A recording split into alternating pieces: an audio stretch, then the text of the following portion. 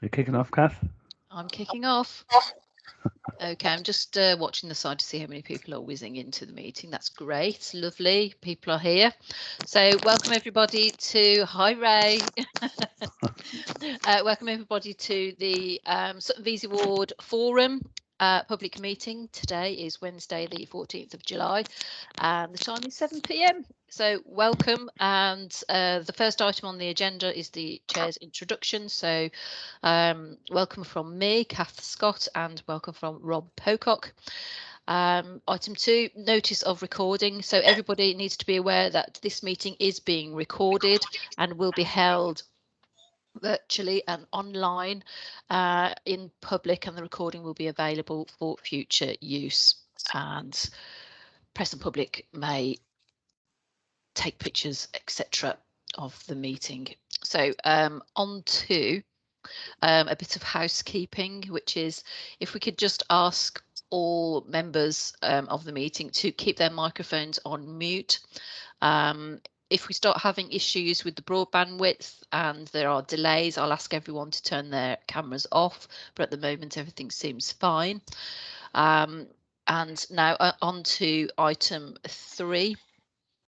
The coronavirus public health briefing. We've invited a specialist consultant for public health. Well, and I think, are we talking Stephen Whelan here? When I see you, if I can hand over to you to start your presentation, please. Okay, thank you, Councillor. Thank you for inviting me. This is my first ward forum, so please bear with me. So what my plan is to give you a brief update on where we are in Birmingham, and then break it down to the ward. We will look at all the cases and recent cases. We'll look a bit on testing in the area, vaccination states, and then go on to our current restrictions and restrictions going forward. I'll whiz through it as quick as I can, so hopefully I have a bit of time at the end for some Q&As. So looking at where we are in Birmingham. So as we're all aware, cases are rising all around the country, and in Birmingham, so for the 7-day case rate, for the week, the data I've got is from the 3rd to the 9th of July, so quite up to date. We had 367 cases per 100,000, and that was compared to 299 per 100,000 for the previous week, so a definite increase there. And the rolling case count has increased as well, so from 3.4 thousand to 4.2 thousand, which is a 23% increase. So compared to the rest of the country, we're not doing too bad in Birmingham. I think we're 61st highest in the UK of the local authorities, and in the West Midlands local authorities, we are second to Solihull, so our close neighbours. So actually in the Midlands, we're not doing great. In the ward, so the cases in Vesey in the last week, we've had 101 cases, and you know that they've only risen above 20 in one of the days, which was the 7th of July, and so the rest have been 12, 17, 13, so that region. So there hasn't been since a significant increase during the week, but the numbers during this week are definitely an increase from the last week.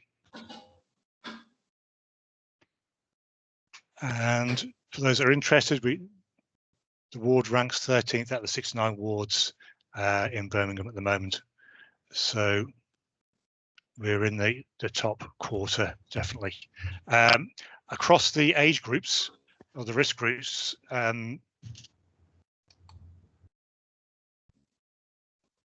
looking at the cases, there doesn't seem to be any increase in any of the cases, apart from in the 30 to 40 age group. So that seems to be the increase, and not really a great increase in that. So that's where it is at the moment. And the two major outbreaks are in schools in the ward at the moment, so that's where we're seeing the greatest number of cases in a grouped area. Looking at vaccinations, the numbers are really good. Yeah, vaccinations, you're into the 90% in all those at risk above 65. In fact, 60 and over, you're above 90. We just dropped below 90 for 55 years and over 50 years, 87%. 40 years, 85, all those over 30, 76, and then 68% for 18 years of age and over. So that's really good percentage compared to the rest of Birmingham. That last group is only at 40% in the rest of Birmingham. So you're well ahead of the game there for the vaccination uptake, which is really good.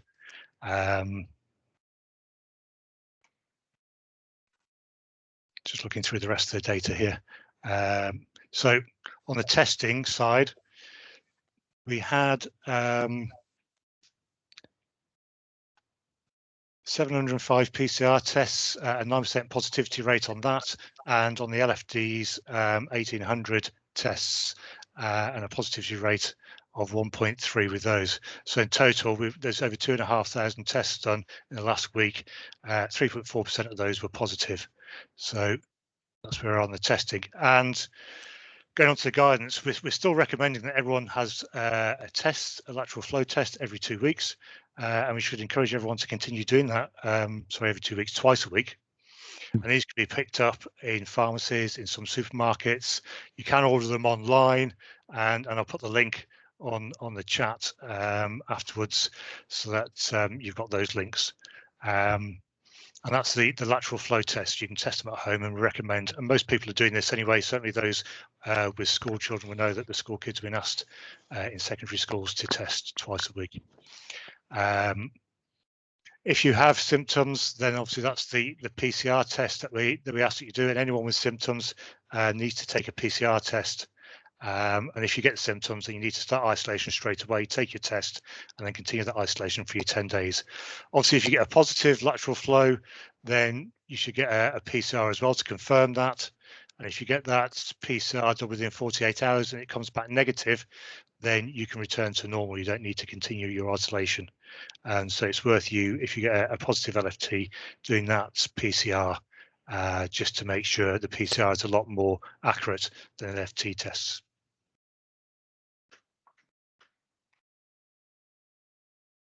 On the vaccination side, all adults over 18 now are encouraged to have their vaccination. And if you've been offered your vaccine, or if you change your mind, there are some drop-in centres now that are doing the vaccinations which you can drop into. And again, I'll put that link on to the website so you can log onto that and find out where your testing centres are, local testing centres, and also where you can go in and have either your initial or your second doses. And the second dose has been offered after 8 weeks now. It used to be 12 weeks, but now 8 weeks you've been offered the second dose. I know the town hall in Sutton Coldfield is the main place where they're doing the vaccinations at the moment, but sporadically they're putting up some pop-up centres around the districts.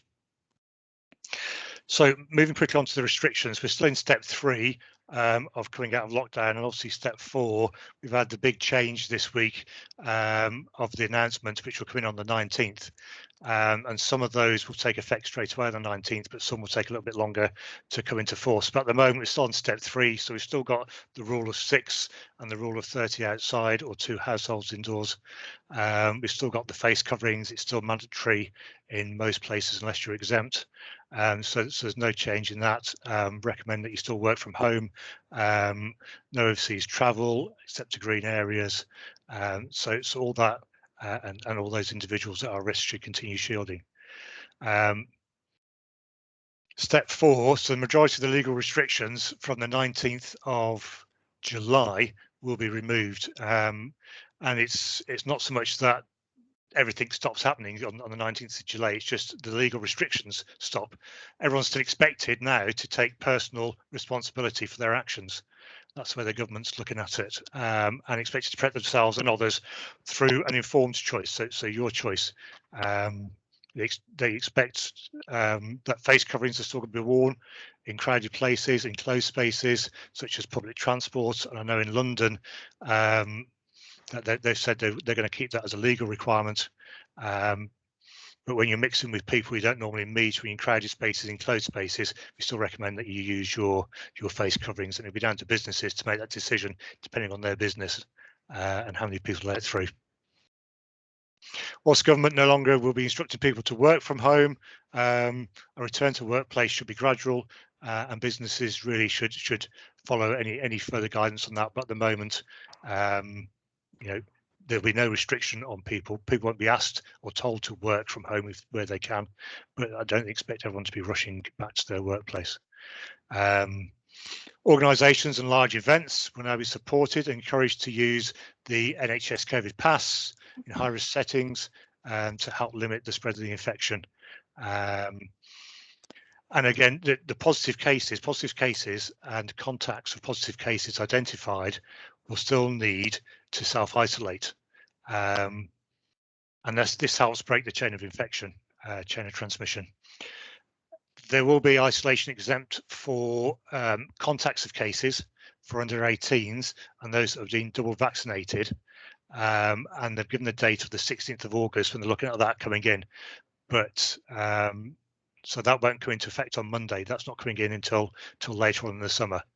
I think that before they give a definitive date on that, they're just waiting to see what happens when they lift most restrictions on the 19th of July. And even after that, all cases, if you're a positive case, you'll still need to isolate for your 10 days.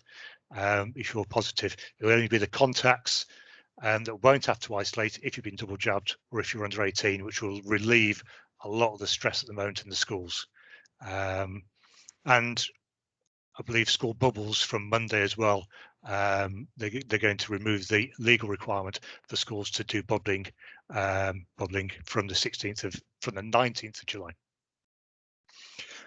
From Monday, quarantine rules will still remain in place for those travelling to a red list country. For the amber list countries, everything will remain in place as well, unless you are double vaccinated. That's my understanding of it at the moment. You'll still need to do the tests, but you won't need to do the isolation when you return. So the quarantining when you return.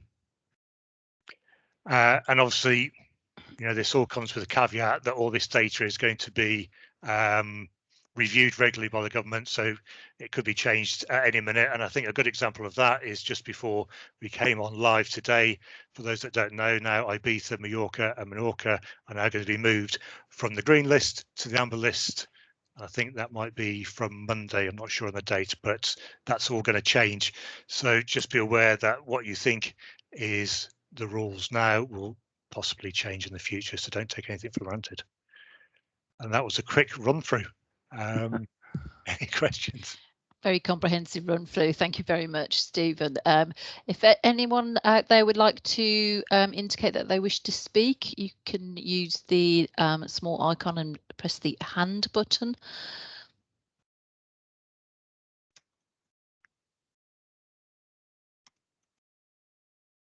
Do you see anybody wishing to speak?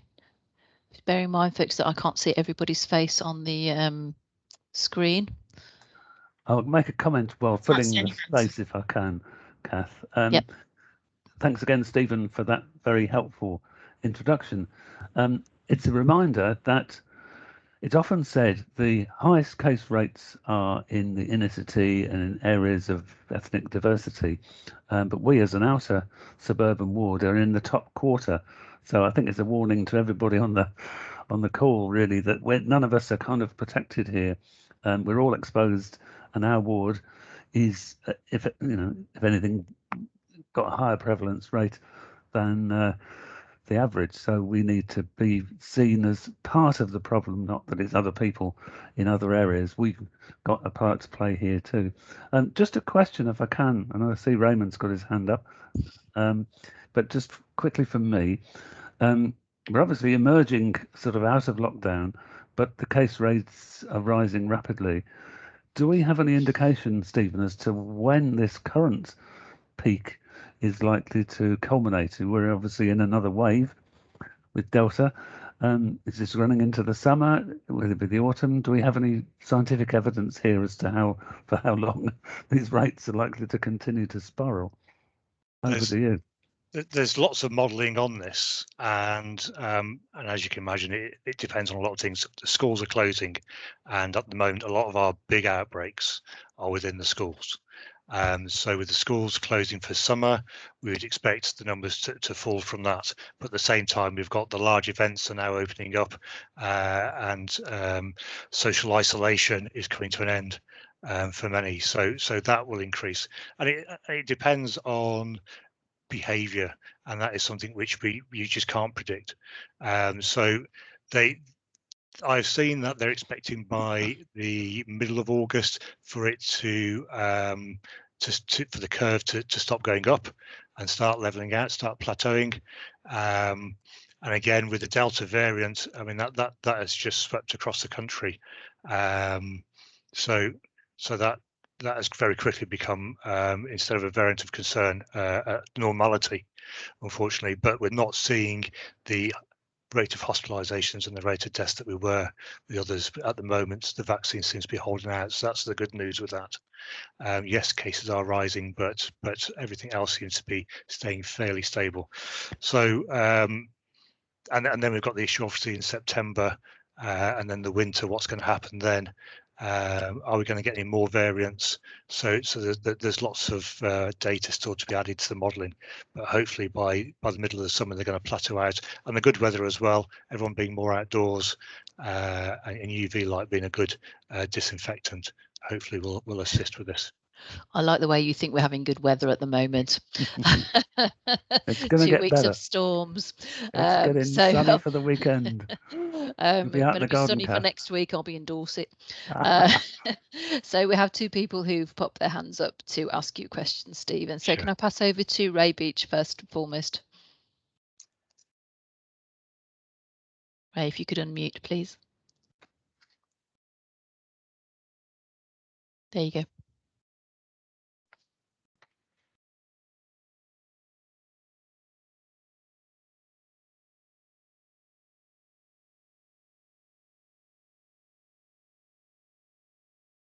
I'm not getting anything through. Right, that's better. There you go. You're okay now, Ray. I've touched the screen about 6 times to get that to unmute. So there's a smidge of a delay, Ray, I'm afraid. Just a smidge. You have to press. Okay. Wait. First of all, a comment. Once again, the buck's been passed back to us to keep safe. We've had months and months of lockdowns and restrictions, and all of a sudden they want to lift the whole lot. It's crazy, in my opinion. I know other people might disagree with me, but can Stephen tell me how you get the COVID passport? I am double jabbed, but how do I get the passport? Do I have to do it on my phone? I'm going to a cricket match at the weekend. Do I need to have that passport to go to the cricket match? Over to you, Stephen. Okay, that's a really good question, Raymond. I haven't got the COVID passport myself yet, but reading up on it, it's going to be available on the NHS app. Now, I don't want people getting confused with the NHS COVID app and the NHS app, because they're two different things. So it's not the COVID app, it's your NHS app. But the app that you use at the moment in my local area, we use it to make bookings, and you can look at your results from your GP surgery, and that's the one that should have the record of you being double jabbed, and therefore they're the ones that can give you your passport. How it's actually going to roll out, I'm not quite sure, but that's what I've been told. It's going to be on that NHS app, and you put in an application through there or through your GP surgery, and they can sort that out for you. As to whether you're going to need that at your local cricket ground, that is something you're going to have to ask. We've asked everyone now to do a risk assessment on their events, and although it won't be a legal requirement, if that event requires it, then that's something that you're going to have to live with for that event if you want to go to that event. But again, it's going to be down to the two specific events to do their risk assessment and assess whether they're going to need this requirement, the COVID passport, if you enter that event. Mm-hmm. I hope that answers your question. I'd be quite happy to download the app and get that. I've got the dates that I had the jabs, 19th of Jan and 30th of March, but I can't prove that. And they want either a lateral flow test done in the previous 24 hours, or the passport. So it looks like another lateral flow test for me at the end of the week. Okay. And I think what is important, as Stephen has said, is just to make sure you check at the venue that you're going to what their rules are and adhere to them, lest they, decide you can't attend. I think that's a really important thing to keep in mind. Thank you, Ray. Thank you. I'll hand over now to Father Alan Morris. Thank you. Apologies if you've already answered this. I had to step out for a moment during your presentation. But is there any news as to whether West Midland Travel are going to require passengers to wear masks on buses and on trains? I'm sorry, but I don't know the answer to that one. I'm going to have to come back to you on that. I know that they've decided in London that's going to be the case. As for West Midlands Travel, I've not heard anything. I've not seen any news on that. Yeah, I'll have a look, see if I can find an answer for that and put it on the chat. All right, thank you. That would be super. I could just add on one point about that. I think the regional mayors of the different parts of the country which have got transport powers are discussing with government what they can do about this. I think from what I can gather, they're all of a mind to continue the requirement to have masks as a condition of travel, I think is the word. But the legality of this is slightly questionable. In London, the Mayor of London has that power directly, so he's done it. The regional mayors might need a government kind of permission to insist on it for other areas, but I think literally as we speak this is being discussed between the mayors and the government, so we'll probably hear within the next day or so what the final outcome of that is. Fabulous. So hopefully everyone's had their questions answered, and it's just down to me to say thank you very much, Stephen, for attending tonight. It was a very full update, and it wasn't quick and speedy. It was really good. And we appreciate the time. Well done, you got the detail. That's what I mean to say. So if we could now move on to item 3, which is the policing and community safety update. I'm just going to whiz down and highlight Sergeant Zulf. Ali, spotlight. Hello. That makes you big on the screen, Sergeant. This is Sergeant Zulf Ali. Sergeant Ali is our brand new neighbourhood policing sergeant. He heads the Vesey ward team, and he can explain his role a little greater than I can. And it's great to have him here today. I think it's the first time we've actually had a sergeant from the ward come to a meeting to speak to us live. So we're delighted to have you here. There's a few things I think we'd all like a little update on. One for me is the speedwatch and how fantastically well that's going at the moment. I'm very, very, very proud of the massive efforts that is being made by residents, and in particular David Homer, for coordinating many of these dates and times and locations. And so I'll leave just over to you to give us your update. Thank you, Kath. Yes, brand new. I've just been promoted about a month ago, so I've been lucky to have this post as Sergeant V at Vesey Neighbourhood. So I consider myself very privileged to be the sergeant. It's a lovely area that I'm policing, and I've get nothing but support from the residents, and we're working together to make it a fantastic place. Right. First of all, I'll go through the crime figures, which I'm taking from the local tactical delivery board, which was presented on the 22nd of June. I'll go through the total recorded crime first of all. Last month there was 192 crimes. This month there's 259 recorded crimes. That's an increase. This is, by the way, the total recorded crime for complete Sutton, so it's not just the Vesey ward, and the majority of that would be, I would imagine, the Trinity ward, which encompasses the city centre and some other areas. Yeah, it's an increase in crime, but that's expected in line of the lockdown being eased and more people going out with the weather being a lot more nicer. So that is an increase, but as I said, it's because people are not isolating as much, not shielding as much, and making more and more contact as a result of that. The next figure I've got is the robberies. Robberies last month were 4 for Sutton Coldfield, and the 4 for this month. 2 of those were on Vesey. And the other figures I've got are vehicle crime. Last month it was 18 for complete Sutton, and this month it was 19. So not much of a difference, just an increase of 1. 2 of those were on the Vesey ward. Burglaries, 6 in total for last month. An increase of 12 burglaries have taken place this month, and some of those 2 of those burglaries that are on our ward have been on the borderline of King Standing, and we know we've got links on who the offenders are because of the particular type of MO. That's modus operandi, the type of offences are being committed. So we know who, we think we know who they are. So there's some leads there. Hopefully that should come down. So that's that.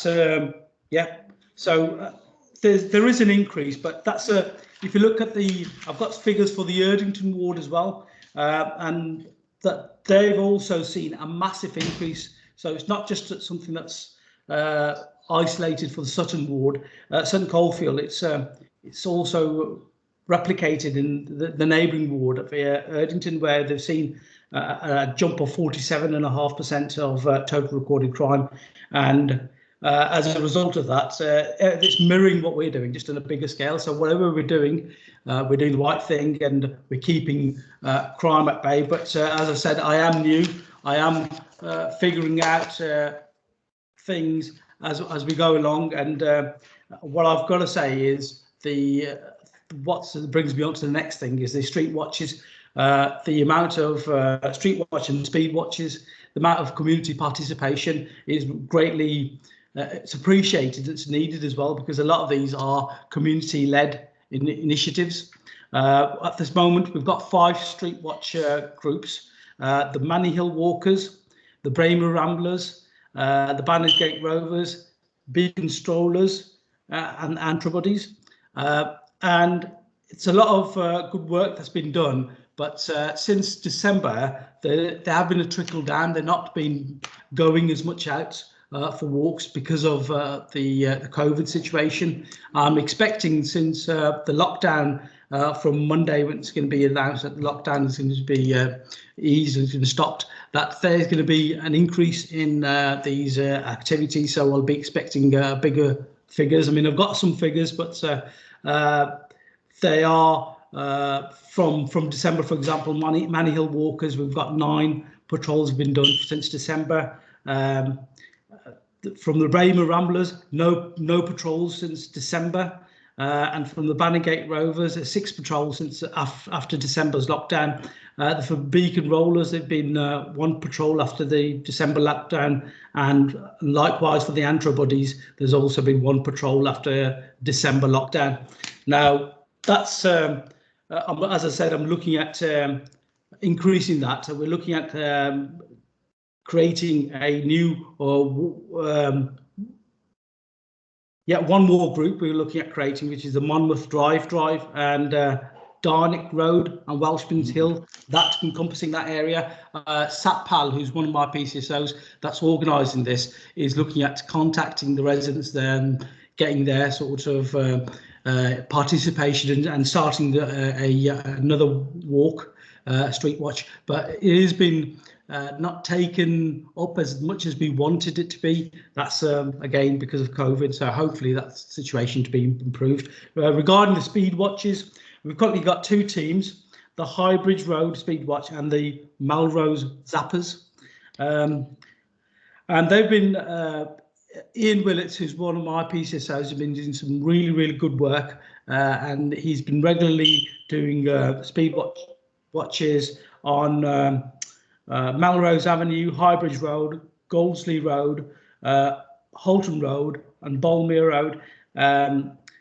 and as a result of that, I mean, he's been working. We're more or less doing maybe 2 or 3 a set, which is every 6 days. We're doing maybe 2 or 3 of those speed watches, and some of the areas that he's highlighted, he's currently speaking to the road reduction harm team to see if we could get some law enforcement down, some police officers down to actually take some action against people that are speeding rather than just sending out letters. So we're looking at enforcement side of it now as well. So that's where we are with that. He has asked me to do a big thank you for David Homer, and that's been highlighted by Ian Willett. He wants to, if you could pass our thanks on for the contribution that he's made. As I said, these are initiatives which are led by the public and which we want public contribution from, and we're looking at recruiting people for Streetwatch and Speedwatch. And if you look at the Twitter feed for Vesey, there's a link there, and you can feed us information regarding that, and if you want to become members.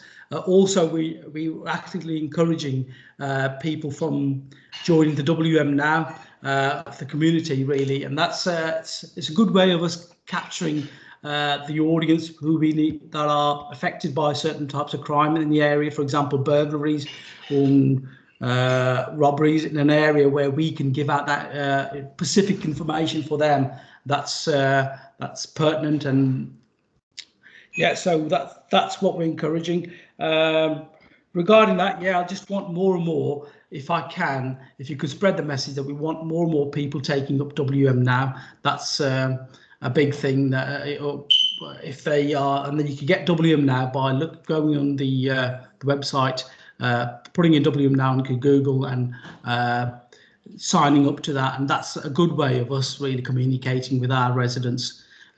So we have got a large group, but we need to expand that group.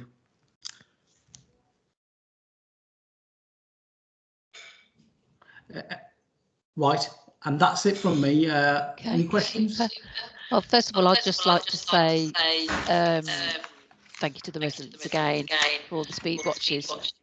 And one of the figures that I've been given by David Homer is that there were 186 drivers at or above the 35-mile-an-hour limit. Not the limit, the 35 miles an hour in a 30 limit, and the fastest that they've recorded so far is 51 miles per hour. Yes. And you know, we all know that the roads around us, apart from I think Monmouth Drive, which we are aiming to reduce to 30, are all 30 roads. So we need, you know, and we know that slower roads are safer roads, and that's our aim. And I'm absolutely delighted, and I would welcome so many more people to come and join us on and to highlight which roads are of a particular concern to them, so that we can cover those as well and get you involved. That would be great. So we have one question for you, Zulf, and that's from Ray. Ray, would you like to unmute?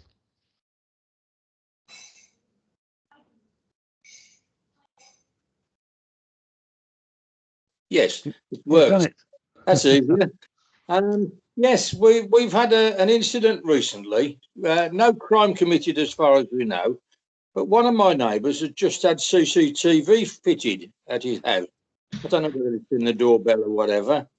And the first time he reviewed what it had recorded, he saw somebody trying his car door handles at 3:30 in the morning. This is in Redacre Road, and a number of us have got together because we're all fairly close-knit and we all get on well together. And we formed our own little Redacre Watch group. We haven't registered with anything. Are there any advantages of joining up with the police side of things? Because we're now notifying each other of incidents on WhatsApp.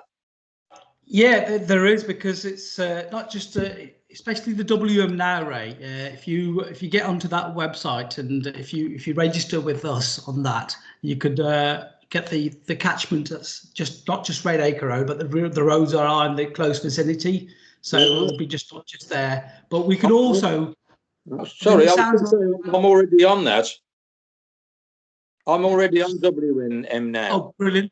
I mean, what I would suggest is, or I'm going to be encouraging this, that you join our Streetwatch, because it's not what you're doing anyway. and it'll just give you a bit more of a way of inputting that into our system, so we're aware of things that are happening, such as this incident that I'm not aware of, and that we could pay some attention, and I could get some patrols around that area. Okay. Well, as I say, we haven't had any criminal activity that we're aware of, so there's nothing to report to you at the moment. But just to say that we are keeping an eye open and liaising together locally. Brilliant.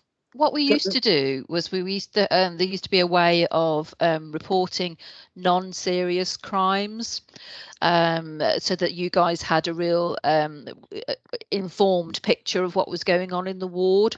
If you could just highlight the best ways for residents to continue to do that, that would be great. But before you do that, I'd like to welcome David Homer, who has just arrived. We've been talking to you, talking about you, so your ears must have been burning, and we were all congratulating you on such a great job that you've been doing with Speedwatch rather. Over to you, Zulf. Thank you. You can report it by a number of ways. 101 is one of the ways that are the conventional way, but we now are pushing towards a web chat way of reporting non-999 calls, and that gets picked up and that's recorded. And we look every day, look at every log that comes into our area, every police incident, and we grade it and then respond to it accordingly. Would you say that also logging on to Crime Stoppers, is it? Yeah. The charity Crime Stoppers, they do the similar thing? They do, but sometimes that could take a while for that information to be fed through to us. Yeah. This is a bit more direct with the web chats from the West Midlands Police website. Okay. And may I ask a question, please? You may, Ray. Are you still accepting public reports of vehicles parked in dodgy areas and whatever? I know we have done, and I handed one in on Sunday morning. We've got a continual problem of people that will insist on parking on street corners around here. Yeah. So can fill the report in, but are you accepting them? Because the lady on the desk at Sutton Police Station seemed rather surprised that I got one. There have been changes, Ray, to what that system that we had in place. Must have been more than a year ago that we were doing that, wasn't it? And there have been some changes to the way the system works, and they are no longer accepting the self-certification forms, self-reporting forms. I don't know if the Zulf's just been booted out of the meeting or not, because he seems to have disappeared. But he could probably. Here we go. If you're aware of some changes, Kath, can you notify us of what's going on? Yeah, I've only just recently found out. Yeah, Zulf, if you can. Going into the police station. Hello. Printing out the picture. Oh, he's back. It's good to yes, I don't know what happened there. My daughter's laptop's decided to stop working, but yeah. Sorry, what was that? I missed the question. Was we used to do self-reporting for vehicles blocking corners, drives, pavements, etc., and we're no longer allowed to do that anymore, are we? Can you just explain the reasons why?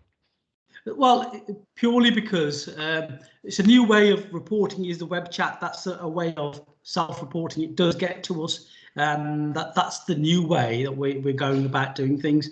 It is quite easy, to be fair, to report something, and it gets noted by us, and it gets logged, and we record the incidents, and we every day look at these incidents, such as parking issues, and we deal with them accordingly. But if we see a pattern, then we're obviously it's a lot more serious. Then we look at putting the different measures in. But yeah, self-reporting, I'm not too sure about that, whether that was something that was happening before I got here, but I've not seen any self-reporting happening, Kath, other than the web chat reports. I was just saying to Kath while you disappeared, I've got some self-reporting forms that were given out, I think, at a ward meeting at the Carpenter's Arms. It was about 2 years ago. Yeah. Yeah, it was something that Ian Willits had set up way before COVID, where we would take photographs, attach them to the self-reporting form, and they would be collected and sent in as actual evidence of a crime, and they would potentially go to court or be fined for those things. But there's been some kind of change, which I'm not entirely sure what that change is, that we're as residents are no longer allowed to do it that way. Right, okay, Kath. I wasn't aware of this self-reporting. I'll obviously be speaking to Ian tomorrow to get a bit more information about how that's led on, and I'll feed that back to the meeting, to the committee. Thank you. Would you check on the one that I handed in on Sunday morning then, please? I've taken the trouble to take a couple of photos, attach them to the form. I think it's 5 pages that I've had to fill in and sign, and I would hate to have done that for a totally non-productive reason. So I handed it into a lady on the desk on Sunday, not long before midday. Would you check on it and see what happened to it, and see if there's anything you can do, please? Of course I can. Of course I can, and I'll also let you know if we've done anything, update you with that. Okay. My email address is on the form. Okay. Thank you very much. Ray. I'll get that sorted. That's perfect. I don't believe we have any more guests wishing to ask any more questions, so it's just up to me to thank you very much, Sil, for taking the time out of your evening and joining us from your daughter's laptop. Please thank her also. Thank you. Can I be excused? You may be excused. Thank you. Bye-bye. Pleasure to have you. Next item on the agenda is, let me see. Before you move on to that, Kath, I want to chip in just to highlight David Homer's role here. You can obviously say something yourself if you want to, David. Well done having got in. I know you were sending me emails for about 20 minutes trying to get in on this chat. But also, Kath is a very modest young lady, so won't say it herself, but she has been out and about on these speed watches with the camera at all hours of the day, and I think it's a fantastic job she's done. So she's probably not going to tell you that, but I'm going to tell you that because I think she's done a brilliant to one job. on Thursday, can't wait. Oh, that's right. Yes, I knew there was another one coming up. So, and we've sung your praises, David, and read out your performance indicators, which were very impressive. David, would you like to say something? He's Pop your camera on if you can.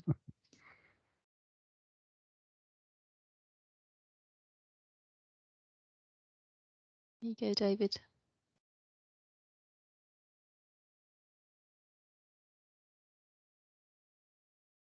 Going to try and... David, we're waiting for you to unmute yourself and pop your camera on.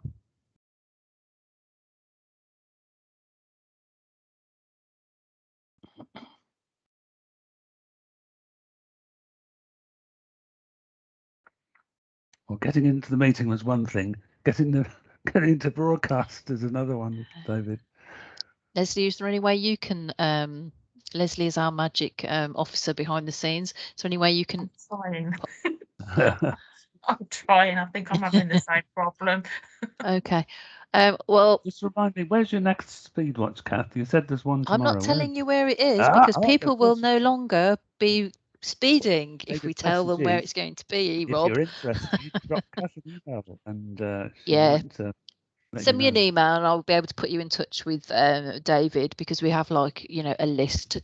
David's been collating a list of scheduled events basically, and who's assigned to which event, and is lined up with the police PCSO's shift patterns. So there are only certain days of the week we can go out when the PCSOs are available. So just let us know that.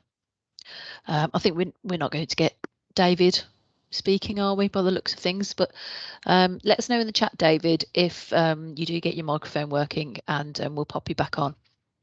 Okay, so over to Sutton Park Landscape Restoration Project and Danny Squire. Let me highlight you, Danny. Thanks. Spotlight is the word, isn't it? There you go. Okay, so yeah, I mean, I think I presented to the ward meeting a few years ago. That's the last time we kind of talked about the work in Sutton Park, and I guess we've just been continuing that work for in between, really. The most recent works have been around the Boldmere Gate, and from Boldmere Gate up towards the flying field, and then off towards Longmoor. So the bulk of that work is a continuation of the high level stewardship work that we've been involved with. So that's a funded programme that we receive money from Natural England via DEFRA to carry out works across the site aimed at predominantly on heathland management, but not exclusively. So it's heathlands, wetlands areas. We also have done work on an orchard on site as well. The areas excluded are the pools and the woodlands on site. So we've done some heathland work, restoration work this year in the section between Longmoor Pool, the crossroads near the flying fields, and then heading south towards Boldmere Gate in a kind of an L shape. And that's been quite large, mature birch trees leaving site. I was up there the other day, and the ground is starting to recover from, because obviously when we have large machinery and we have lots of trees removed, there's not always a lot of things growing underneath them at that time, which is one of the reasons for taking them away and allowing the sunlight to get to the floor to give opportunity for new life. It does look like we're having a lot of success in those areas, so there is a lot of young gorse seedlings starting to appear, and we're quite pleased with gorse coming through at this stage. In the future, we will have to manage the gorse as we do across the rest of the site, but it's a really strong building block, and it won't be long until the heather seedlings start showing themselves again as well. So at the moment, that's gone reasonably well, and I think it was a shock to a lot of people initially, the size of trees that were coming out, and there were clearly a lot of trees left behind. We left a lot of oak trees in place as well, young rowans that were on site, and we have had a lot of younger birch that we left so that we could tackle that in subsequent years. What we don't ever want to do is remove everything all in one hit. We want to try and have a variety of different ages and sizes of tree and shrub on site, so that there's opportunities for a whole range of different bird species to come on site. We had a lovely bird just over the way last year. I don't know if anybody spotted or had the opportunity to come out and see the red-backed shrike that was on site. And that was a real highlight for the birding community who came out on site and enjoyed watching that individually, but then also recognise that the heathland that we've been working on also had opportunities for a whole range of other birds as well. So redstarts and a whole range of other stuff as well. So it was so we are seeing a positive change. We always appreciate that it's not always apparent when we first do the work that that's what it's going to turn out like. And that's down to us to try and make sure we come to meetings like this and explain why we're doing what we're doing and why we're doing it. So for that piece of work that's been completed, we've managed to open up the heathland areas, and in the valley that runs south from the flying field down towards Boldmere Gate, the idea there really was partly a bit of heathland restoration, but also there's another habitat type which is called wood pasture. So pasture is often an area that's grazed, and we've got a long history of grazing on site, and the wood bit element of it is usually isolated or scattered trees, usually oak trees, and that's one of the reasons why we've left a lot of oak trees through that area scattered, hopefully enough, and we should get a good pasture underneath with acidic qualities, but that's one of the reasons why we did that bit of work as well. So that work was purely about heath and restoration and adding to the wood pasture. I understand there was a lot of confusion or contention around whether or not it was associated with the Commonwealth Games, and the Commonwealth Games is coming, but that work, it's coincidental that work in particular was done at the time. Obviously, it will be in the background of a portion of that event, but it isn't the reason why we've done it. And we'll be moving this year. Some of the heathland work will end up going elsewhere on site. So we're hoping to get a section of work done in the Keepers Valley, just above or next to Keepers Well. There we've got a very wet area, and the trees really dry out those areas. So by removing as many of the trees as we're able to, we help recover that wet area, and the species that are suffering at the moment should then recover, which is what we found through a lot of the work we've done to the Longmoor Valley in particular. The other bit of work that was done is the work around Hollyhurst. So as I mentioned earlier, we came and spoke about some of the work, and I know that Councillor Pocock has set up groups, and one of the other rangers, Matthew, has gone out and we've done walks and looked at the restoration work in Hollyhurst in particular. The work we've done around the edges of Hollyhurst and along the edges of the main tarmac routes through there is what we would refer to as ride management. So we're opening up the sides of the tarmac path to allow, again, light to come through, and so that young plants, both just flowering plants and tree species, can come back through and then enter into those areas, and that increases biodiversity as well. So there'll be a whole range of invertebrates that can make use of that. And again, even within the last 6 months there, and again, it's not just here, it is happening elsewhere on site. Well, we've never experienced so many oak seedlings appearing through those areas. So it is already having an impact in that area. Over time, we will be doing cyclical management of those areas. So we will cut proportions back again and then allow them to grow back, and that's the way in which we would normally manage a ride.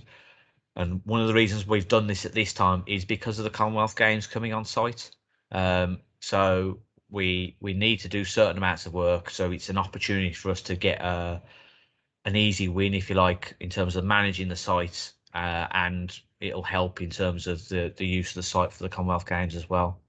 But it's a reason to do it, but it's not the overriding reason for the site to have it done. So that's one of the main bits. There is a bit of work left to do this autumn.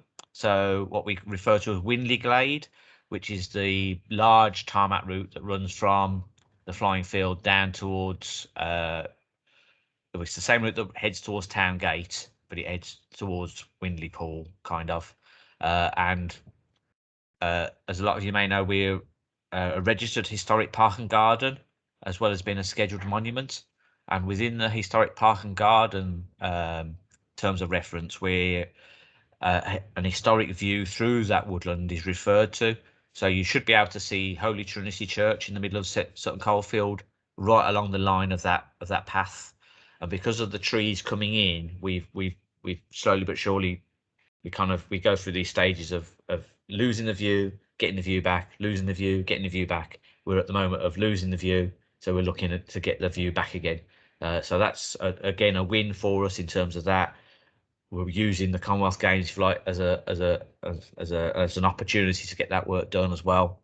And again, it's so it benefits the site as opposed to just benefit the Commonwealth Games itself. So that work will happen this coming autumn, and it will be mostly, you probably won't notice it too much, it'll be about the canopy being pushed back as opposed to trees being removed in that location. And again, in terms of the other works in Boldmere, we're obviously due to start work soon on the new car park that's down at what will be at Boldmere Gate. That won't work. It was due to start at the end of July, and we were preparing for letters and posters and things to go out. We've had to hold fire a little bit on that. There are some delays with the planning process in terms of their registration of applications and the timings between when things are happening and approval processes. So that will still happen. So we are due to run for around about 20 weeks. That project will take to complete. It means that Boldmere Gate will have some effect, but it won't be affected other than the car parking areas which will be enhanced. So we are still allowing traffic in at Boldmere Gate. You can travel up into the park and still park in the car parks above. There will still be access into the Miller and Carter, as well as being able to still be able to access the youth groups that are based in the buildings there, but the car parks will be entirely out of use for the foreseeable when works do start to go ahead. And I guess that's a kind of quick run through over lots of the different things that have happened in the last year and some of the things that will be happening in the future. So happy to take any questions or queries about what I've just been speaking about. Can I come in on the back of that, Danny, just to thank you for the work you're doing, and to repeat again, the Landscape Restoration Project is a fantastic initiative that's been long overdue. And people have said to me, oh, you know, what's the council doing, trashing the park, cutting these trees down? This is not trashing the park at all. This is restoring the park to the landscape management techniques of many years ago. And that will be a legacy for many hundreds of years, hopefully, to come.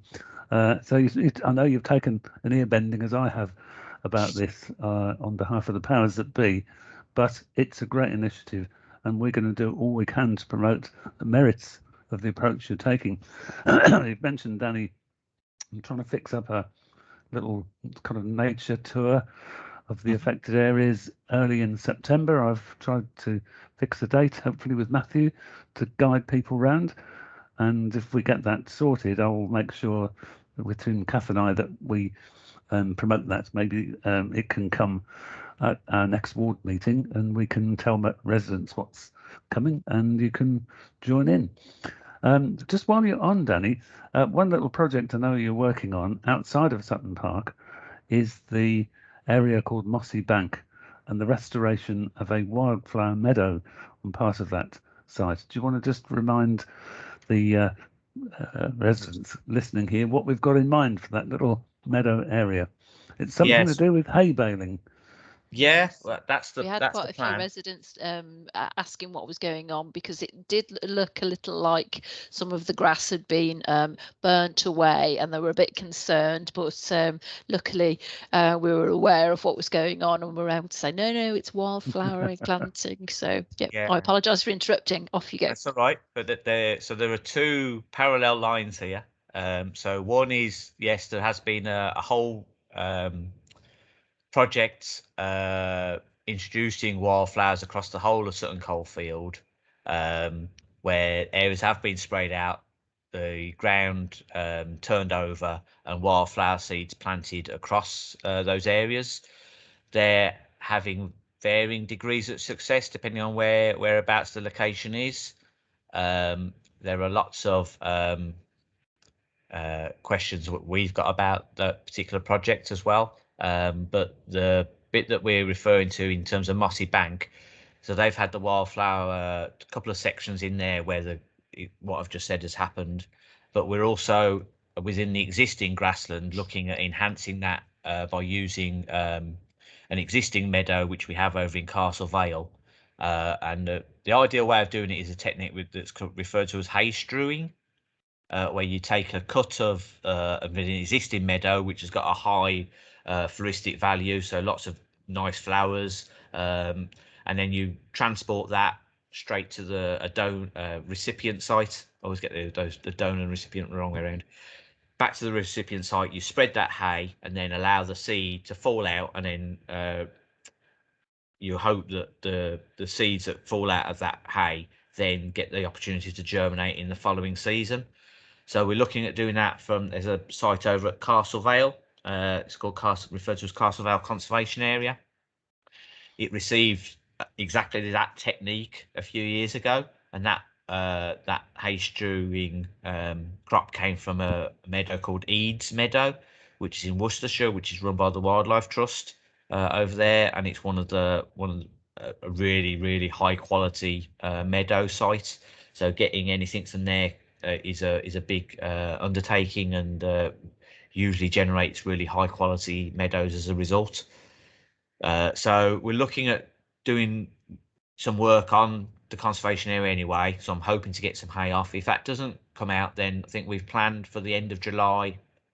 If we haven't got anything in place, we're going to do, we purchased earlier in the year basically a giant vacuum cleaner, which is a petrol-driven vacuum cleaner, and we're just going to go around basically and suck up all the seed we can from that meadow, store it in a ton bag or a suitable receptacle, and then bring that to site, and then spread that on the ground in a very similar way to the things.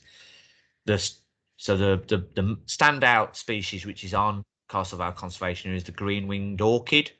So if we get some of those on there, then that'll be a real success. Other than that, we're really looking for plants like yellow rattle, which is partially semi-parasitic on grasses.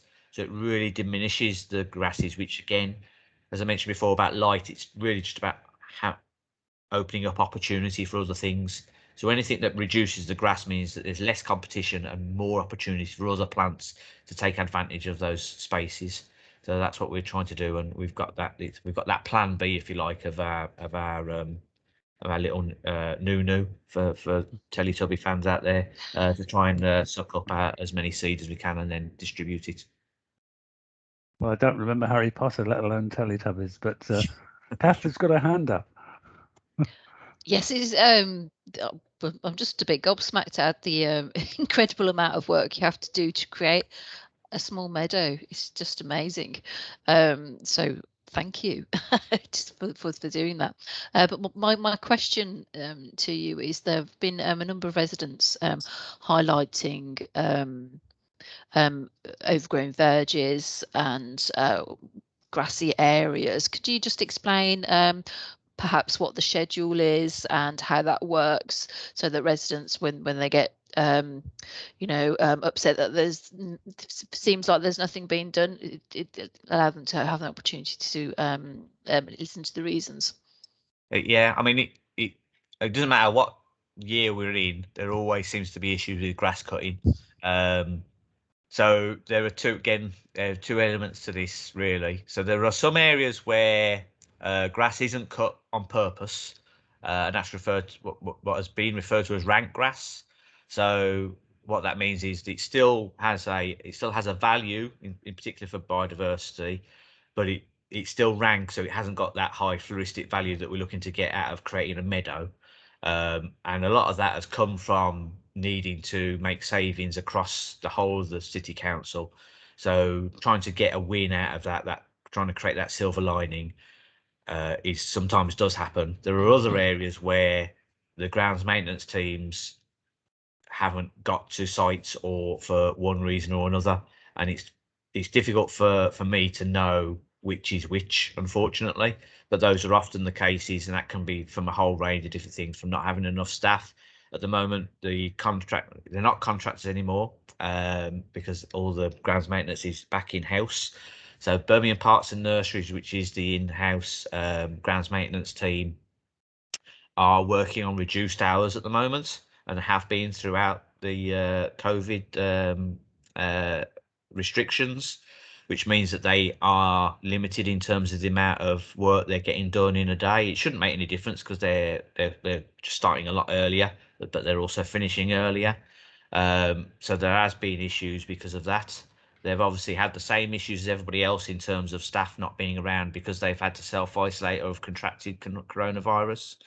They always have issues with machinery at various points in time as well. So there are always reasons or excuses, whichever way you want to look at it, as to why certain things don't happen. But it can be the other things as well. So we have they tend to be on sites as opposed to verges that aren't cut. But again, we have the city council number, which people can call up and then ask for an area that they think should be cut, to ask why it hasn't been cut, and then that should be dealt with by the local grounds maintenance teams. Hopefully it doesn't come to me to sort out, but who knows. But I've got your number. So I can put that in the chat if need be. Thank you. Yeah, That'd be that'd be super. helpful. Yeah. Access that number, so they can then phone for you. It does go through to a call centre, and you will have to try and explain the best way you can. But once they know that there is a system in place to get that information through to the right location. Thank you so much, Danny. That's great. Ray's got his hand up. Yes. Hello, I've unmuted this time. Yeah, you've done well. I sent a message to Rob and Kath a little while ago showing pictures of other local authorities that had got bee-friendly wildflowers growing. I wasn't trying to embarrass you, Rob and Kath, but I just thought it was a splendid idea. Is there any hope that we could perhaps do that along the fence down Monmouth Drive, for example? Bees are vitally important to all our food production, and I like my honey on toast as well. So, can we get the more wildflowers or of that nature, the things that are in these flower bomb things, these seed bombs, and get them growing along the edge of somewhere like Monmouth Drive, not the whole verge, but along the edge nearest to the fence, for example? I know that some people run along on the grass to avoid the hard surface on the other side of the road. Is this a feasible thing to do? There are suitable locations for those things. Again, one of the issues we've got with the wildflower stuff, well, from the Sutton Parks perspective, is that we're, as a triple SI, site of special scientific interest, and a national nature reserve, we have to be really careful about introduced species getting into the park and becoming naturalized within the site when that can cause issues with the existing native plants. So flower bombs and those kind of seed packets are a real issue for us because we don't know what those seeds are. They can be things that can disturb. So in the same way, a lot of people understand that Spanish bluebells, it's not necessarily the Spanish bluebells that are the problem. It's when they hybridize with English bluebells, you then lose that specific species. It then starts to disappear, and the same thing can happen with lots of other species as well. So yes, in theory, obviously Monmouth Drive isn't part of the park. It is. There is an issue with highways and about, so some areas aren't suitable because you need to have that line at sight line to make sure you can see what's happening. That isn't always the case along Monmouth Drive because you haven't got any housing and stuff on the other side. Obviously, what we always try, we'd prefer to do along there in particular is allow the park to kind of migrate a little bit further out and allow that to naturalize. So in terms of that rank grass kind of idea, and allow that over time to become much more floristic, much better for flowers. But there are plenty of places where those things are appropriate. So a bit further away from the park, then there's opportunities to do those things all over the place. And like I say, it doesn't. You can visit lots of places, like you say, and you'll see fantastic examples of that. And if you go within Birmingham, you will see fantastic examples of that as well. But it doesn't necessarily happen everywhere. And there are other issues in terms of the maintenance of some of these areas as well. So yes, it can be a cost saving, but it can also mean that there can also be an increase in costs because of the maintenance you have to take into account as well. But it all depends on how it's done and who does it. I don't know if you Webster Way along the edge of Sutton Coldfield over towards Newhall. We did a few trials and did a lot of patches along there with John Porter. So there was a whole strip of what we tried to do there was not just have wildflowers there, but also to have some structure there as well. So that during the winter, there's also somewhere for invertebrates to go as well. So we actually planted crops of wheat. We weren't looking to create our own flour and mill it in Newhall or anything, but we were just wanting to have some structure there and allow some continuity to happen. And like I say, it works and can work, but the investment in that sometimes is a bit of a challenge. So we're always keen to see new ways of working and to try and develop that. And it's getting that across the board agreement across parks is sometimes lacking in certain areas, unfortunately. Just stepping in on Ray. The thing on the item that I broached with our councillors was that the local authority in question was saving £25,000 a year on grass cutting because the flowers were being left. Yeah. There's another positive. There is a lot to be said for this approach, but just to follow Ray's point, maybe somebody got their microphone on because there's a lot of echoing. Just following up Ray's point, the intention was and still is, before COVID, we had this plan that we would sit down as a ward with all of the bits of grounds that we've got in our ward and devise a plan between us. And John Hayward, I know, is on the call from Eco Sutton, who actually raised this suggestion, and your proposal, Ray, is kind of in line with that. Ideally, what I'd like to get to, Kath and I have talked about this, is that we can eventually meet with all residents who are interested in contributing to this grounds maintenance plan. We sit down and look at a map and decide wildflowers here of a particular type, rank grass here of a particular type, manicured cut grass here on a regular basis. And that way we probably will save some money, but the right wildflowers, the right planting would be done in the right area. And the more I've learned about this, the more I've realised how you can't just walk in with a bag of seeds, scatter them where you want some wildflowers and expect it to work. It's very sophisticated ecological work, and we need the guidance of the parks specialists, the parks rangers, as to where is a suitable location and what type of, as Danny has said, maybe not a flower bomb in some areas, but some quite careful wildflower planting and other natural species. Ideally, we would have done this a winter and a half ago. Obviously, we haven't met live since then, so it's a bit of a hodgepodge. And while I finish on this, the Town Council's experiment with the areas that Danny has described, I would say he's right to say there's kind of mixed fortunes there, because I'm not quite sure they put the right seeds in the right spot, and we're left at the moment with a bit of a cabbage patch, to be honest. And I think that's an example of kind of rushing into something without thinking it through. You know, that's history, but I think the way forward here, when we get to winter, before we get to planting time, we can hopefully sit down together with a map, and everybody who's interested, and I'd be keen to hear what John Hayward's got to say here, since he kicked it off as Eco Sutton's plan for biodiversity in our ward, and that we could do that work with the advice of Danny and the others, and then naturally then roll it out. And as Danny was saying about restoring a meadow, this isn't a kind of overnight job. It takes 2, 3, 4 years to go back to a grassland meadow. And so it's not just literally do it in one go. We're planning for the long term. So rather a long ramble, but I think it is a time we get this sorted out and get it agreed across ourselves as active citizens. Everybody can then agree this is the accepted grounds maintenance plan.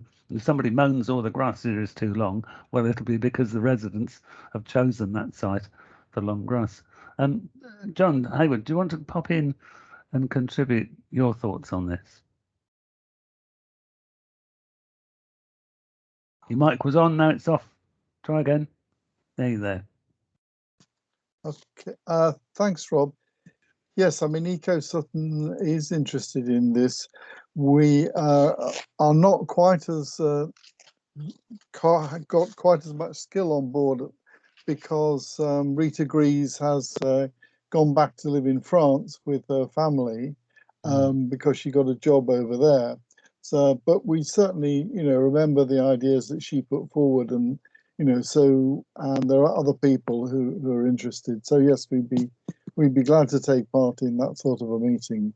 And I think that encouraging wildflowers, which, as Ray says, will increase the bees and other pollinating insects, is all good for biodiversity. So I think the plan here is we're going to do it as soon as we're allowed to meet, gathered together in front of a large map and a few pens. We'll get a agreed plan. Kathy, you still chairing this, or? Happily. I can't remember when you were taking over or I was taking over. You were going to take over from the Commonwealth Games, right, which is okay. the next item on the agenda.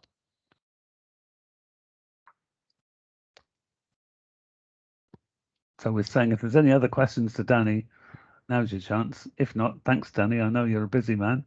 I think we've lost him now. Yeah, no, it'd be nice to go home tonight. Yeah. Definitely. Oh, I thought that was home. It's not, that's not your little office at home. The visitor centre. Yeah. Yeah. Too far to go home, unfortunately. So Oh, and then, right. It's not like John catch up Porter. with Yeah. some guys.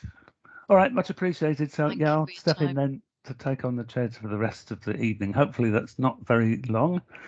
So we've talked about the Commonwealth Games coming to the park and the car parking arrangements that will improve the parking at Boldmere Gate.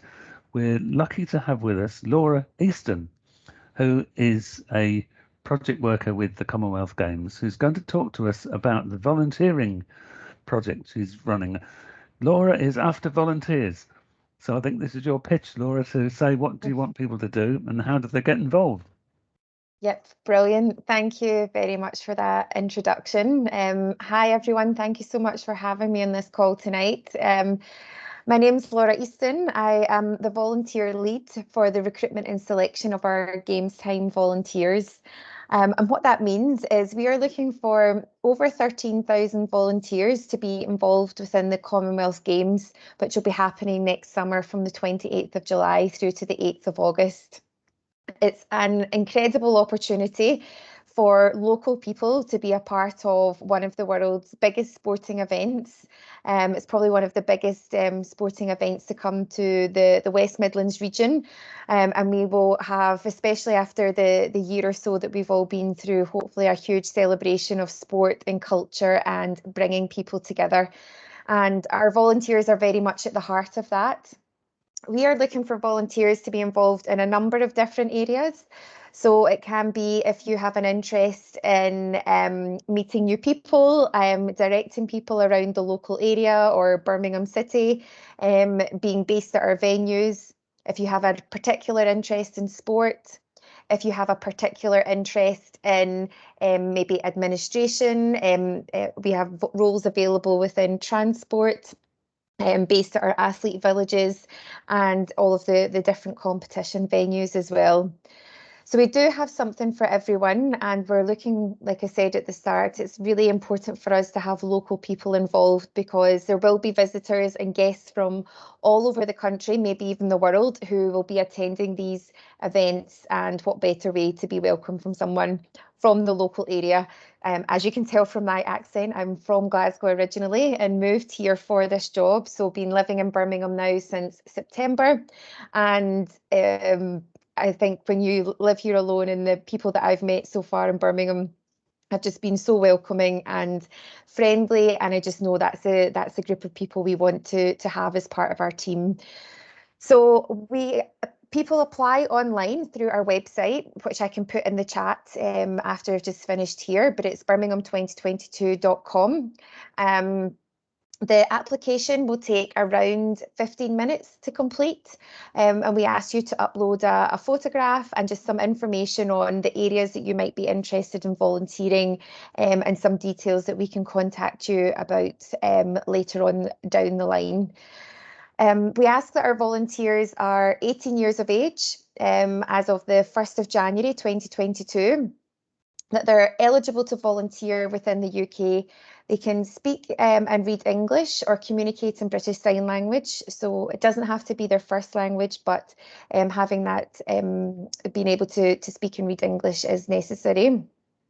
To complete a minimum of 8 shifts throughout the Games time period, and to complete all the required training that we will be able to give you in order to fulfil your role. We will also, just to let you know on some of the journey of the volunteers, we'll invite people to attend an interview so that you can hear more about the roles that you're being considered for. And like I say, we'll make sure you get the full training so that you feel comfortable in your role. We'll also provide you with the full uniform. The trousers, t-shirt, jumper, waterproof, cap, bag to wear. Your meals while you're on shift will all be covered. And your public transport when you're on shift within the West Midlands will be covered from your home to whatever venue you're going to, as well as being part of our unique rewards and recognition programme, where we give different gifts to the volunteers at different stages throughout their journey. So applications open now. I'll put the website in the chat. Very much love to have you involved. We would also, if there's any other groups, organisations or networks that you would like us to come and speak to, then we're more than happy to come and do that or provide extra information. And that's great stuff, Laura. You probably know already that Sutton Vesey Ward is the hotspot of community activity in the city. You get more active citizens here than just about anywhere else. So I'm sure we can find some volunteers. I'm just going to refer to, there are two great community groups, neighbourhood groups, the Bannersgate Neighbourhood Forum, and Tony Willis, who runs that, has just joined the call, and Ray Beach, you've already heard of, who runs the Boldmere Neighbourhood Forum, who arranges publicity in a newsletter called Boldmere, or now Sutton Vesey Pages. I just wonder if you can condense your offer into a paragraph or two. I'm sure Tony and Ray would both like to publicise this opportunity for over 18s. Brilliant. I can see the thumbs up. That's very much appreciated. Tony's looking for some articles by the 24th of July. Am I right? We can. We can do that. The 22nd, is it? Off. Is it 22nd? 22nd, right. Okay. Thanks. We can get some information over. Thank you so much. Just a final one from me then, Laura. There is a scheme, obviously, for over 18s. Is there something coming for younger people? I heard somewhere that younger people, people younger than 18, will at some point also have a volunteering opportunity. What's the situation with that? Yes, so that is another opportunity that will launch later this year. So we are finalising our numbers in terms of the number of roles that we have within our volunteer opportunities, and that will be for between 14 to 17-year-olds. Those particular opportunities will be for, and it will be October time. It's slightly different in that it will be a group application, so it wouldn't be for individuals to apply, but more information on that will be coming out soon. But there's also a number of other opportunities for young people to be involved. So there's a slightly different volunteer programme in terms of how they can get involved called Generation 22, and that's for 16 to 24-year-olds. More information on that will be coming out, as well as a learning programme engaging schools throughout the city and the region as well. There will be other opportunities relating to the cast and ceremonies. So there's a lot of things that are starting to be advertised. We're kind of the first one off the mark, but you'll start to see a lot more with for those under 18s as well. Excellent. It sounds like we're going to need to invite you back in the autumn to do an update. Yes, Ray, you've got your hand up, Ray. Yes. Mike's off. Well done. Muted as well. I just wanted to say it's Vesey Pages now. It's intended to cover all of Vesey, not just the Boldmere Neighbourhood Forum area. And we're just about to have it's already available online, the July-August edition. So if you want something in the September-October edition, I'll need it by the middle or early in August. So probably about the 10th, 12th of August, somewhere around that time, if you want it in at that stage, or we can time it at the 2 monthly intervals for when you want to announce something.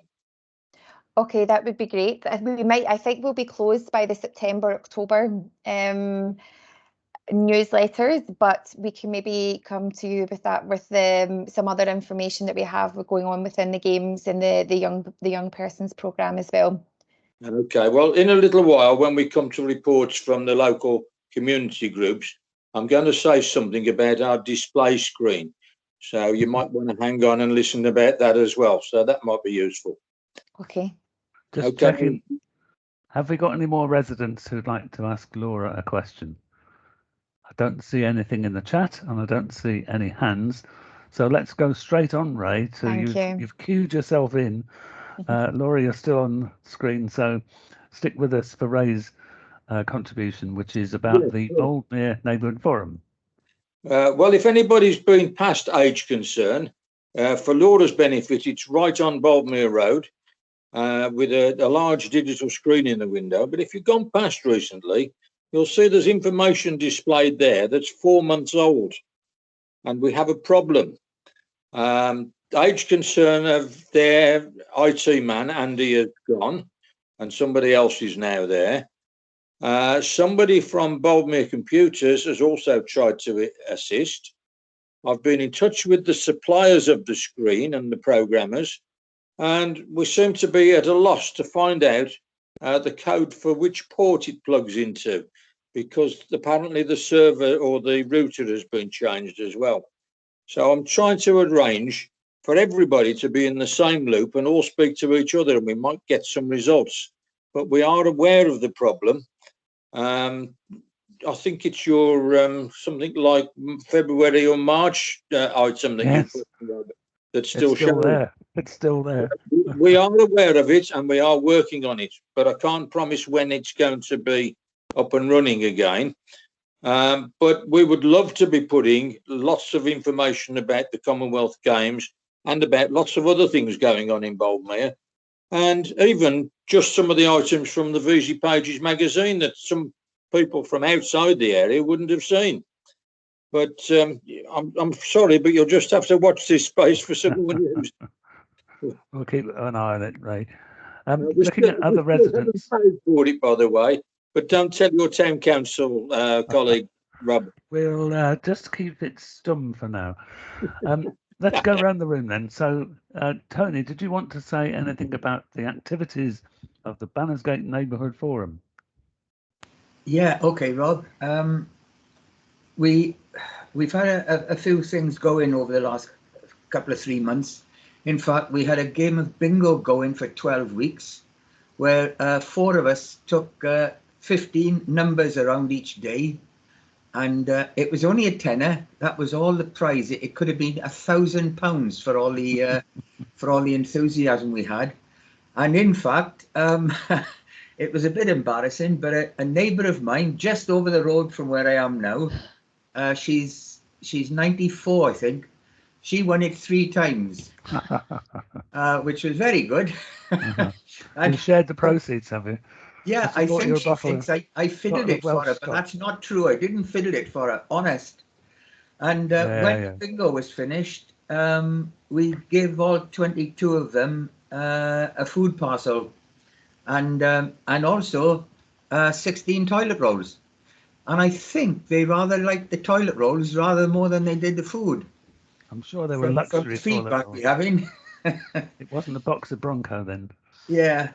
Anyway, Gatepost is still going strong. We've got 40 pages, mind you. The last 8 are keeping going with the advertisers they haven't been paying us while we've been just emailing it out, but we're keeping them going because they were supporting us before the pandemic started. So we've got 40 pages there. We're producing it every month. The next deadline, as we've said, is the 22nd, and then about a month later on August, the August one will be a bit earlier, the 19th. So there you go. Whatever you want that's to do with the community, I can give you a free advert, and the size depends on how much you're doing for the community. So there you go. Brilliant. Thanks a lot, Tony. And lively group as always.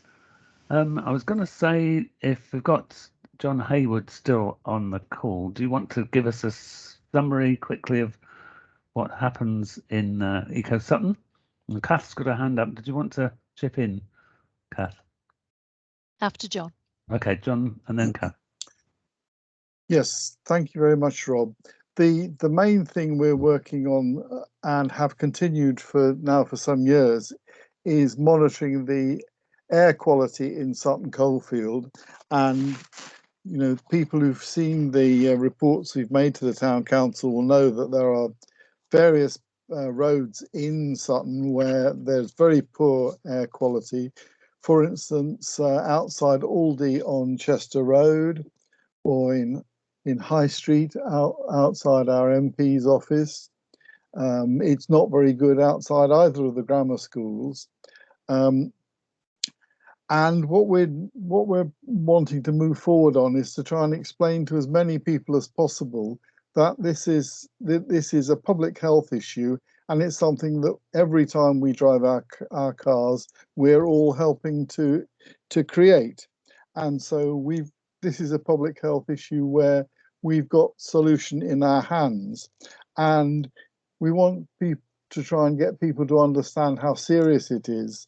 That the figures for Birmingham per year are that 900 people have their life shortened by air pollution, that all the organs of the body can be affected by the particulates, and that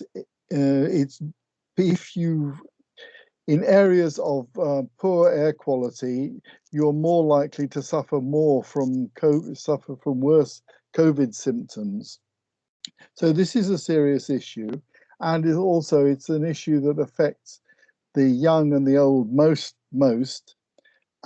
And we want people to understand sort of strange things like the fact that there's more bad air inside your car than there is if you're walking along the pavement. So we've now produced quite a hard-hitting leaflet that we're going to be distributing as life becomes freer, as Rob was talking about earlier. And so when we're working on our public information stalls. So that's the thing that we're mainly working on for the moment. Brilliant. And just remind me again, is your air pollution monitoring still going on? Well, we have paused it for a bit, but we will be taking it up again as soon as the COVID pandemic is over. Right, because it's harder for people to get out and collect the data. Sure, yeah. Well, we'll look forward to inviting you back once the next round of monitoring's been started. Thanks for that. Kath, you've got some updates to add? Yeah, bear with me. I was attempting to display your leaflet, John, but the screen kept spinning and spinning and spinning, so I apologise for not being able to showcase that for you. I just wanted to say a thank you to someone who's not here tonight, and that's Dennis Kennedy of the Community Games, which took place this weekend over the week, Saturday and Sunday, to another successful event, and their first one post-COVID, I believe. I just wanted to say huge congratulations to the team, and well done for getting back out there. It's a really big deal to have that happen, I believe. So thank you for that. And secondly, I just wanted to give you a really brief update on Sutton Town Council and some of the bits and pieces that we're doing there. I'm very pleased to say that I've had a lot of uptake from residents requesting cleanups from the Sutton Town Rangers. We've had various different spots highlighted to us, and they have all been cleaned up already. And the feedback from residents who have encountered our wonderful rangers has been really positive, to how friendly and efficient they are, and how willing they are to speak to residents. So big thumbs up to them. They appreciate the thank you from residents, so keep your feedback coming in to me, and also please keep telling me where you want your cleanups done, what issues are affecting you in terms of the cleanliness and quality of your streets and alleyways, etc. That would be great. And secondly and finally, just to let everyone know, I have been seconded onto the Amenities Committee. The Amenities Committee is there to go over all grant applications that come into Sutton Town Council, and we discuss which ones are relevant, correct, etc., meet the requirements for whichever category they're coming under, and then we recommend those go ahead for the grants committee. I've noticed a few areas that need improvements, and I've got a good understanding of how it works now. So my next mission for everybody is to help improve the process and make it a little bit easier, let's say, for residents and community groups to access that funding and get the support that is required. So that's it for me. I can just add to that. I can witness to the fact that Kath doesn't mince her words when she wants to try and get something sorted out. Whether that's the city council or the town council, you can rely on Kath to stir up some action. So I think the town council have got to learn that Kath is not someone to just sort of sit easy. Great stuff. We'll hear further on that, obviously, Kath. Could we just see if there are any other residents who'd like to report on community activity that they may be involved in? I'm just scanning the list and see Father Alan Morris is still with us, hopefully. Father Alan is looking after the Carpenter's Arms, now the Newman Centre. And I don't know if you just wanted to give us a brief update. Yes, very happy to do that. Like so many, we've been our timetable for moving forward to things has been set back by COVID, but the centre's been being used by a variety of community groups since February, really, and we are now almost back to where we were before the COVID lockdown. We haven't had the relaunch of the Carpenter's Arms under its new name because we wanted to do that when people could actually gather in the building. But now that's going to be possible again. We find we're up against summer holidays, so we're going to wait until September. We've been doing a little bit of work around the building, just tidying it up a bit. A little bit more to do, but we are looking forward to relaunch September, October, and yeah. So thank you for that. Well, thanks again, Father Morris, for that update. We, as a ward forum, used to meet, obviously, when we were allowed to, in the Carpenter's Arms, and we're not quite sure how we're going to continue to run these meetings. I'd love to get back in a room with people, as there's no substitute to meeting in the flesh. Having said that, some people find it more convenient to come in on these meetings online. Busy Perhaps we families. could do a hybrid. That would be out. awesome. Therefore, I'm leaving it to Kath with the technology. I was talking to somebody today about exactly this, about the possibility of it being a hybrid meeting. Watch this space.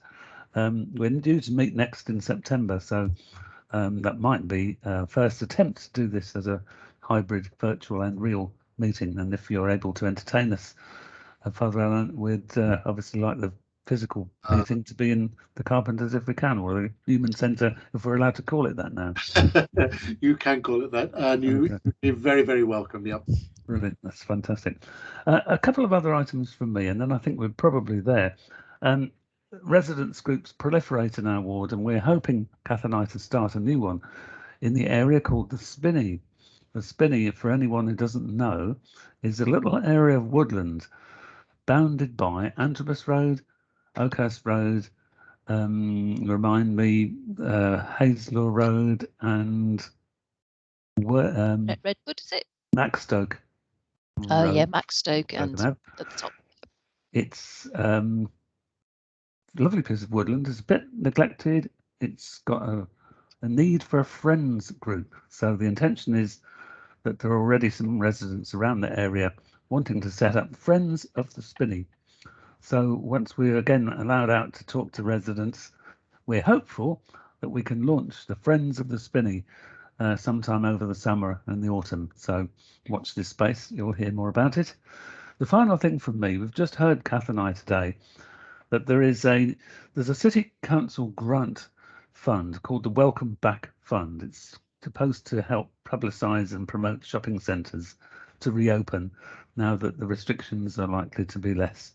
And we were just given a confirmation today that Boldmere has been assigned £5,000 for an event to launch the Welcome Back activities in Boldmere. And I think it's going to be Paul Long, is it? The Boldmere Futures have expressed an interest in doing one of their little festive events.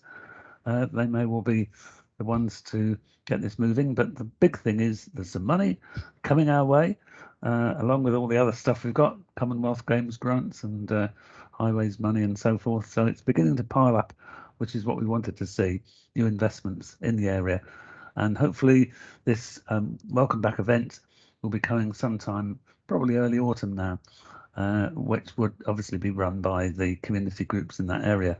And Ray obviously could be part of it. And Ray's hand is up. So come on then, Ray. I don't know whether you know about it. You might have been away on holiday. But the Deli and Robin Gray from Vesey Pages and Hannah Sunderland I had an arts and crafts fair. Yeah, I missed that. I think I was in finding things in shop windows, etc. I was on Explore. It was very successful.